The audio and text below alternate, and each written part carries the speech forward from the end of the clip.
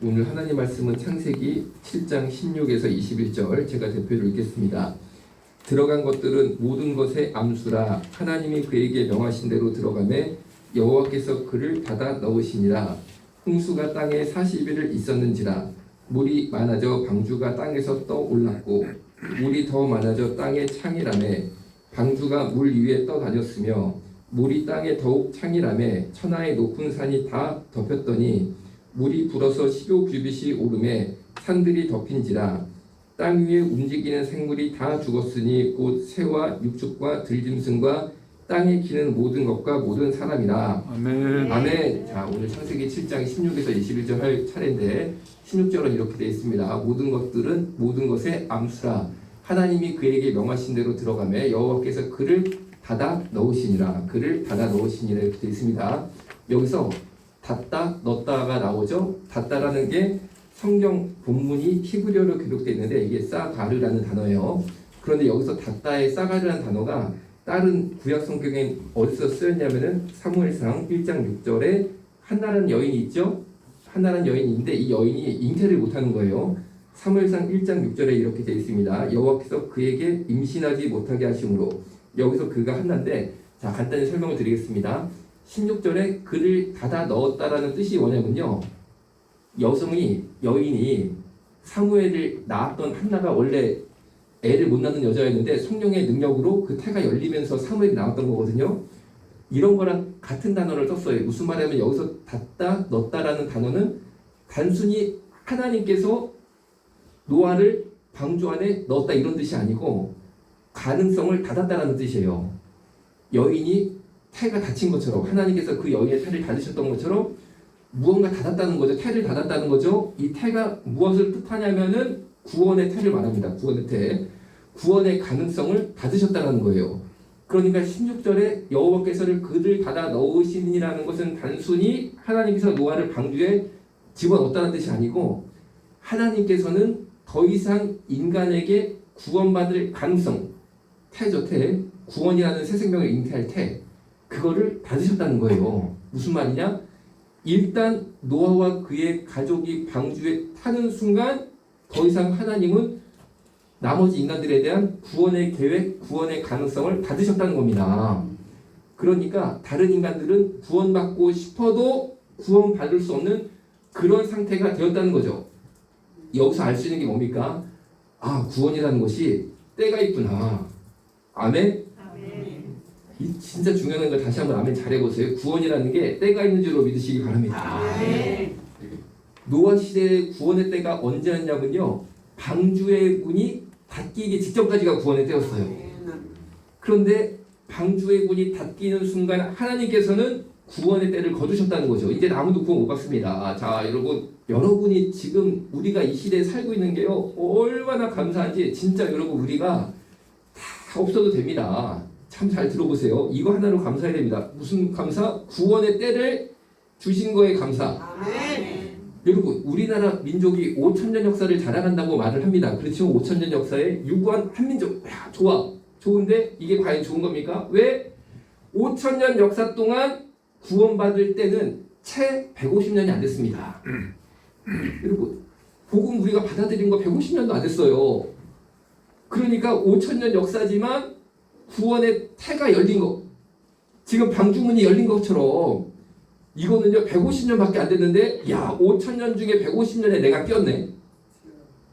여러분도 꼈네. 아멘. 이게 얼마나 감사합니까? 얼마나 감사합니까? 나머지 때는요 하나님께서 구원의 태를 오늘 16절처럼 닫았던 때예요. 닫았던 때. 이 땅에 여러분 150년 전에, 200년 전에 예수님이 누군지 누가 알았습니까? 우리나라에 고려시대 때, 조선시대 때 예수님을 어떻게 알았습니까? 이 민족이.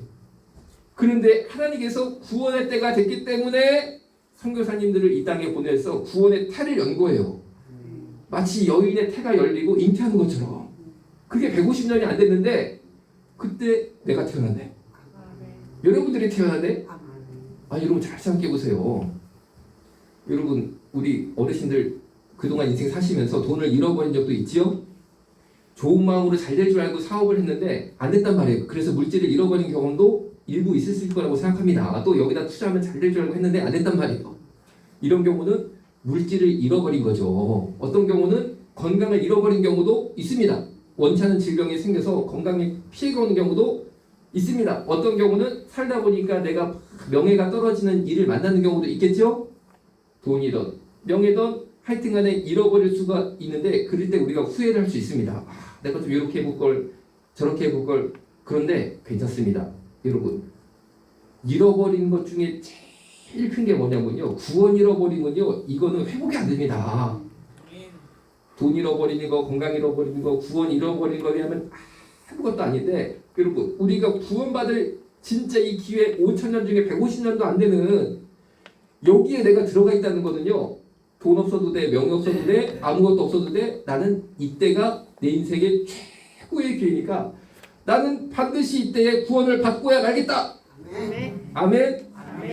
구원을 잃어버리는 것은 큰일 나는 일이니까 이 구원의 때 하나님의 잉태가 열린 이때 나는 틀림없이 구원의 자녀가 되겠다라고. 여러분, 다른 거 다 잃어버려도 구원만큼은 잃어버리지 않는 저 여러분 모두 돼야 될 줄로 믿습니다.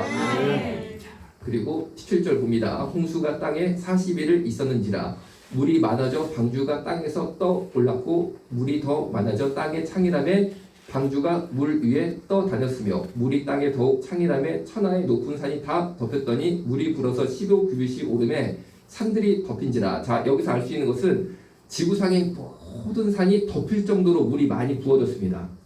많이 부어졌어요. 자, 그런데 방주를 성경학자들은 누구나 동의하는 게 뭐냐면 산 꼭대기에 지었을 거라고 생각을 합니다. 산 꼭대기에. 그러니까 오늘 본문을 보면은 방주가 물 위에 쉽게 떴다는 거죠. 산 꼭대기에 졌으니까 쉽게 뜨는 거죠. 만약에 산 중턱에 방주를 세워놨으면은 물이 창일하게 쳐 올라가면서 방주가 여기저기 부딪혔을 가능성이 많습니다. 산 봉우리에 막 떠다니다가 부딪히니까 방주가 손상을 많이 입었을 가능성이 높은데 아예 산 꼭대기에 딱 져버렸으니까 그대로 떠버린 거죠. 부딪힐 데도 없이. 이랬을 거라는 거는 다 지금 동의를 하고 있어요. 자, 그런데 이것을 우리가 어떻게 영적으로 해석을 할 것이냐 한번 생각해 보십시오. 지구상의 높은 산이 내 인생의 문제다 이렇게 생각해 보세요. 내 인생의 문제다. 혹은 나의 나쁜 성품이다. 이렇게 생각해 보세요. 나의 나쁜 성품 혹은 내 인생의 문제. 여러분, 인간치고 나쁜 성품이 없는 사람은 없다라고 저는 생각합니다. 혹은 인생에 문제가 없다 이런 분도 없다고 생각합니다. 그런데 내 나쁜 성품이나 내 인생에 문제가 있는데 거기에 방주가 걸려 있는 거예요. 사실은 움직이지 못합니다. 딱 걸려가지고 꼼짝을 못합니다. 아니 산꼭대기에 배를 만들어놨는데 배가 어떻게 앞으로 갑니까? 내 인생의 배가 한번 움직여봐야 되는데 아니 가지를 못합니다. 딱 이 산에 걸려버린 거예요. 그런데 오늘 보니까 비가 확 내리고 하나님께서 물을 부어주시니까 모든 산이 그 물에 잠기면서 방주가 떠버리네요. 이게 뭘 뜻합니까? 내 인생에 문제도 많고 그 문제가 보통 문제가 아니라 산만한 문제도 많습니다. 내 인생에 못된 성격이 있는데 이 성격이 얼마나 나에게 피해를 주는지 하여튼간에 그냥 뭐 거대한 뭐 설악산, 태백산 이런 같은 하여튼 내 안에 죄의 문제가 있단 말이에요. 성품의 문제가 있단 말이에요. 그런데 그것 때문에 내 인생이 딱 걸려가지고 얼마나 어려움을 겪는지 모릅니다. 완전히 걸려버렸습니다. 꼼짝 못합니다. 내 인생이. 그런데 이런 내 인생을 어떻게 운행할 수 있게 합니까? 방법을 오늘 보니까 성령의 큰 은혜의 비를 받으면 내 인생이 떠오르네요. 오늘 본문을 보니까 드디어 내 인생이 떠오를 수 있는 겁니다. 내 인생이 전진할 수 있습니다. 그런데 은혜를 어느 정도 받아야 됩니까? 하여튼간에 내 안에 있는 모든 산 같은 문제가 잠기고 덮일 때까지 은혜를 받아야 되는 거예요. 조금 받아서는 안 됩니다. 우리가 여러분 기도를 하더라도 은혜 받을 때까지 기도를 해야 되는 은혜 받을 때까지 말씀을 듣더라도요. 아멘을 한번 하더라도 그냥 불 받을 정도로 아멘을 해야 됩니다. 그래서 이게 확 덮여버리는 아내가 그냥.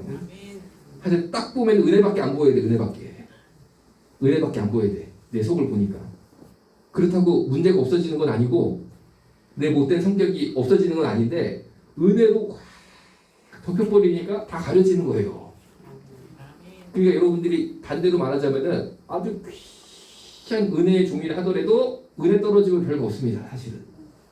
다시 그 산이 보여지기 시작하는 겁니다. 그 못된 성품, 죄의 문제, 인생의 문제가 다시 드러나기 시작하는 거예요. 그러니까 여러분 하나님 앞에는요 좋은 사람, 나쁜 사람이 없고 은혜 받은 자, 은혜 못 받은 자만 있는 거예요. 사실은.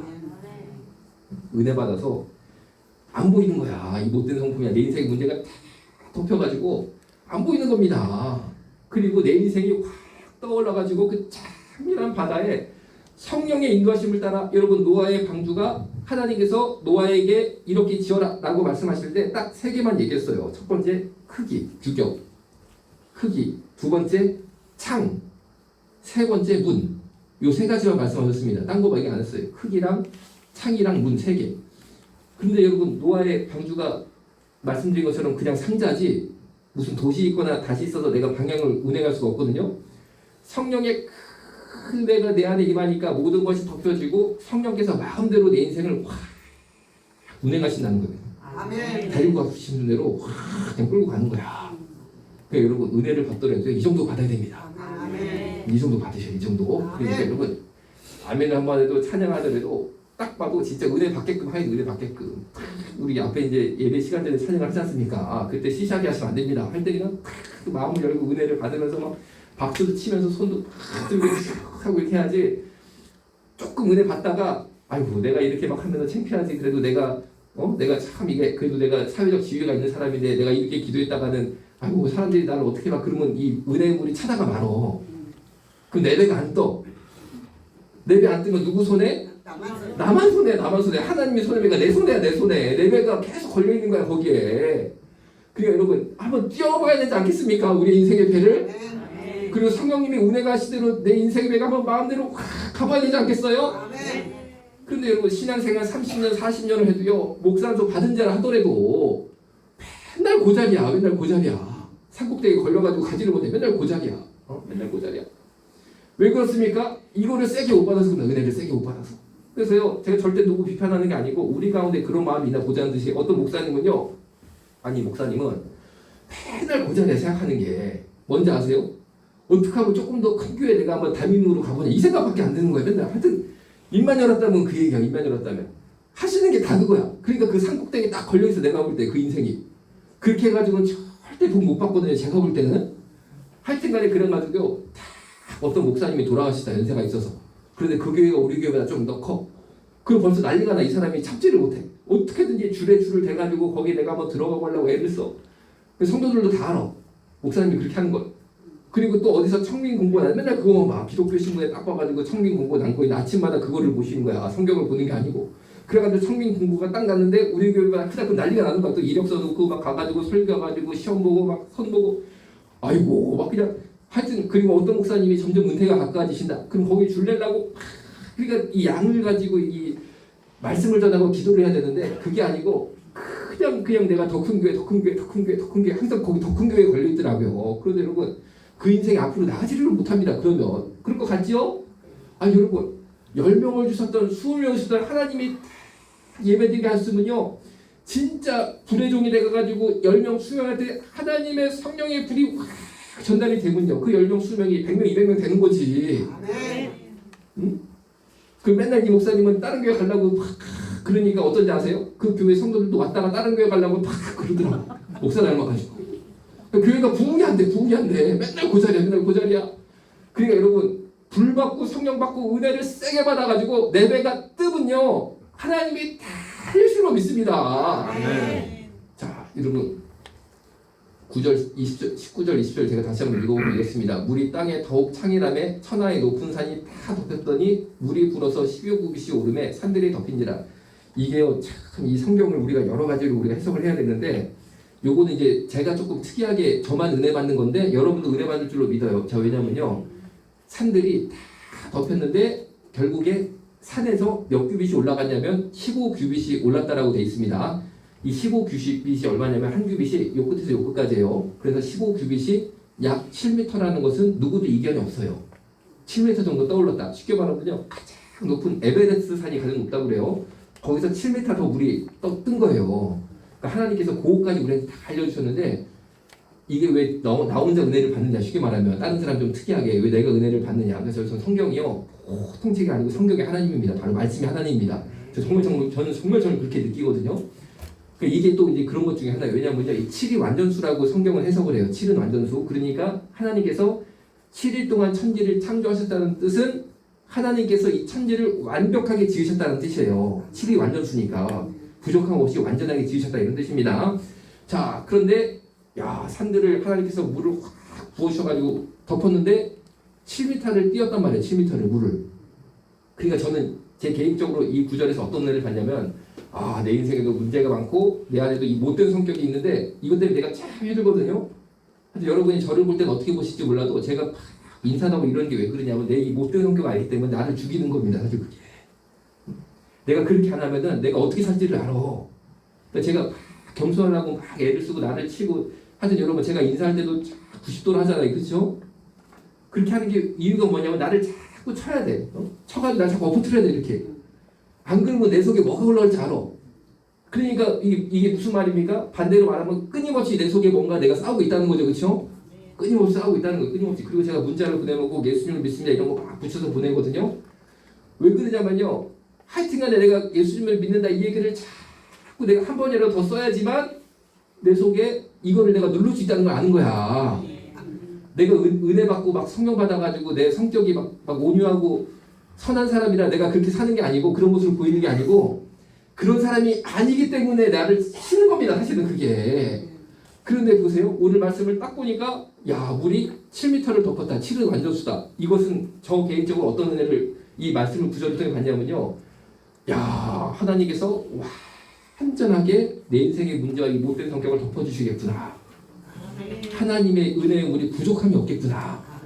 그런데 물론 성경은 15규빗이라고 돼 있어요. 그죠? 7이 아니죠. 15규빗이죠. 그런데 이걸 어떻게 받아들이냐면요. 옛날에는 다 이 규빗으로 썼고 동양도 마찬가지였어요. 한자가 이거잖아요. 그렇죠? 그때 미터라는 게 없었지 않습니까? 이 미터라는 거 나온 거 얼마 안 됐습니다. 지구상에. 현대 돼가지고 우리가 이 전 세계 규격으로 미터를 만든 것 뿐이에요. 그전까지 미터가 어디 있었습니까? 다 한자 뭐 이런 식으로 했잖아요. 한 뼘 이런 식으로. 그런데 하나님께서 야 이 미터가 개발된 다음에 살 여만섭을 위해서 비밀 편지를 썼구나 이 생각이 나는 거야. 그때 태어날 여만섭이가 7m니까 내 인생의 모든 문제와 이 못된 성격을 완전하게 덮어주실 7m의 물의 은혜를 주신 그 하나님을 알아보라고 그때는 15규빗으로 적혔는데 내가 볼 땐 7m네. 이런 은혜가 어디서 딱 나한테 맞게끔 주신 거야. 이 시대에. 이 역사는 300년 전에 사는 사람은 해석을 못했어. 그때 미터가 없었으니까. 그럼 여러분도 같이 은혜 받을 줄을 전 믿어요? 그러니까 여러분들한테 하나님이 원래 우리 연애 편지 쓰는 것처럼 써주신 거야. 이 암호처럼 딱 너다 너. 2020년대에 살 너네들 미터의 가운데 쓸 7m 알지? 7m?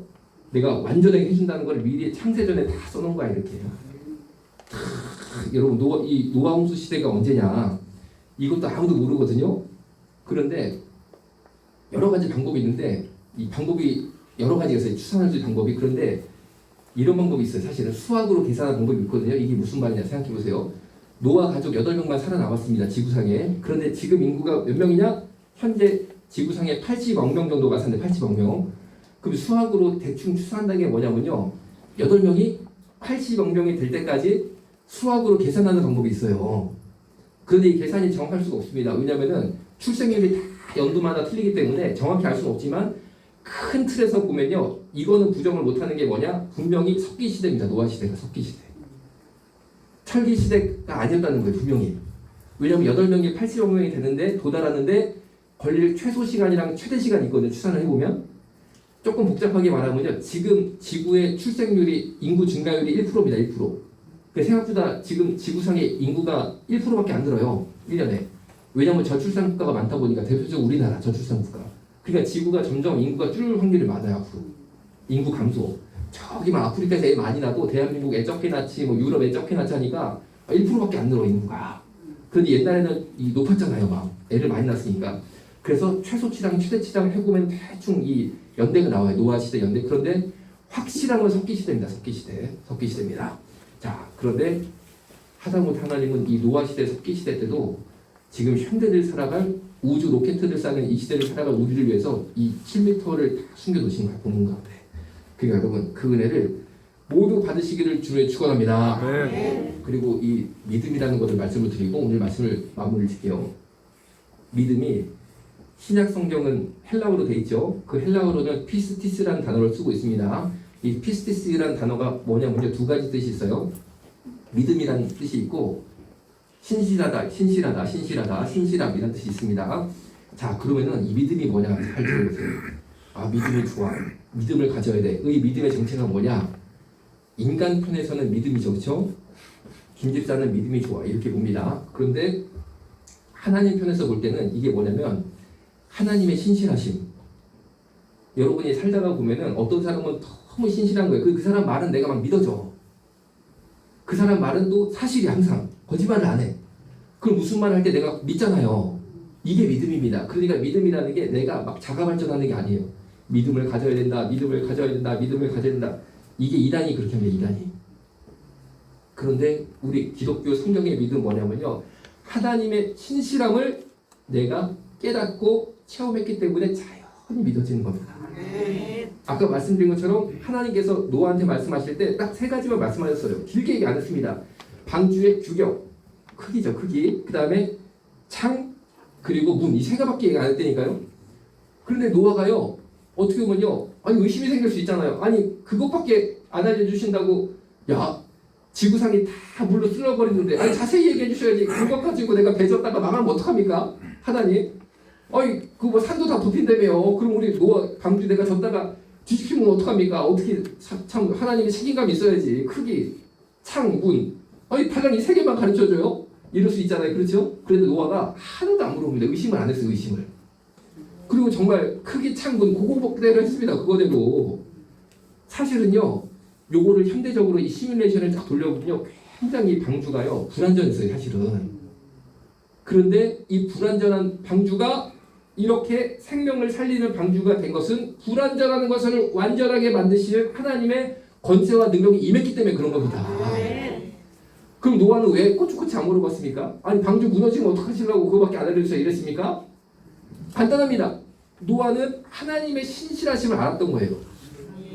하나님 이렇게 말씀하셨으면 그렇게 하면 되더라 이걸 안 거예요. 이게 믿음입니다. 그러니까 믿음은 내 스스로 믿음을 가져야 돼. 믿음을 가져야 돼. 이렇게 최면 거는 것처럼 하는 게 아니고 하나님을 경험하면 생기는 거예요. 생기는 거. 생기는 거. 이것이 우리한테 영적으로 어떻게 적용이 됩니까? 여러분 우리 인생 불완전합니다. 아무것도 아니라니까 우리 인생이. 여러분 석기 시대 때 노아가요 돌멩이 가지고 만든 게 방주예요. 나무 깨가지고. 그럼 여러분 얼마나 불완전했겠습니까? 얼마나 말도 안 되는 방주였어요. 사실은 떠 있는 게 기적이야. 떠 있는 게 기적이야. 그런데 그 불완전한 방주를 하나님께서 성령으로 부어주신 신비의 은혜가 있었기 때문에 이 방주가 살아남은 것처럼, 여러분 우리 인생 우리 마음대로 됩니까? 얼마나 우리가 불완전합니까? 그렇죠? 구멍이 한두 개냐가 우리 인생에. 그런데 내 인생이 어떻게 사라집니까?